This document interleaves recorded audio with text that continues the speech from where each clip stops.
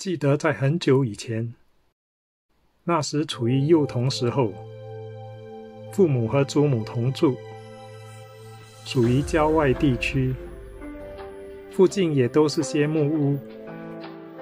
屋里很是宽敞，地面是洋灰铺成，墙面的木板建得很高，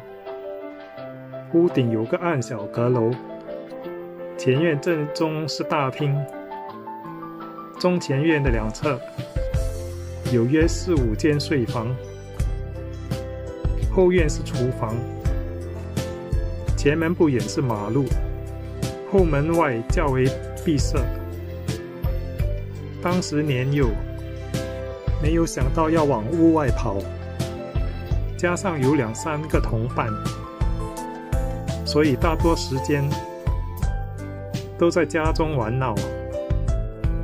除了在自个家，经常被带往外婆家，那儿较为偏僻，从马路下车需步行多300、400米，邻屋也隔得较远，周围没有几个同龄同伴，所以比较孤独。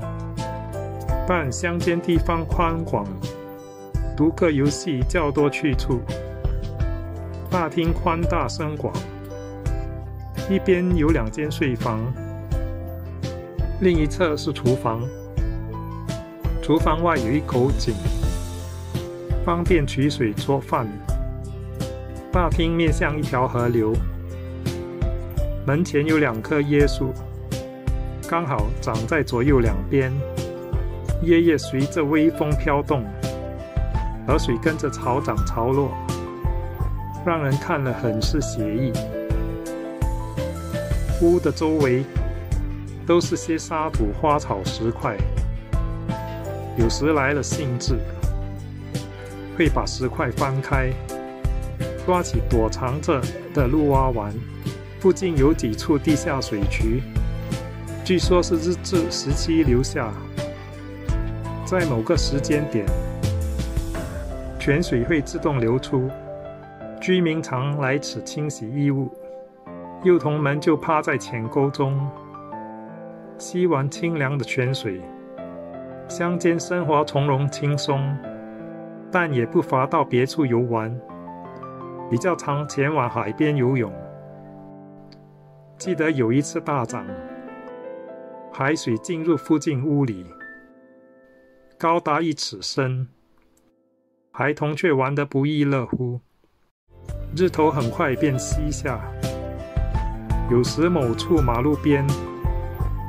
会有夜市摆摊，长隆物品种类繁多，可以逛上2、3个小时，让60年代的人们增添休闲去处。地摊里的新奇玩具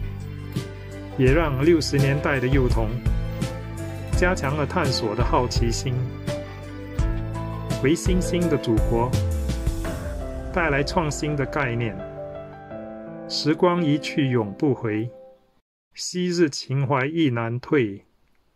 温存岁月至心坎，留待有缘觅还归。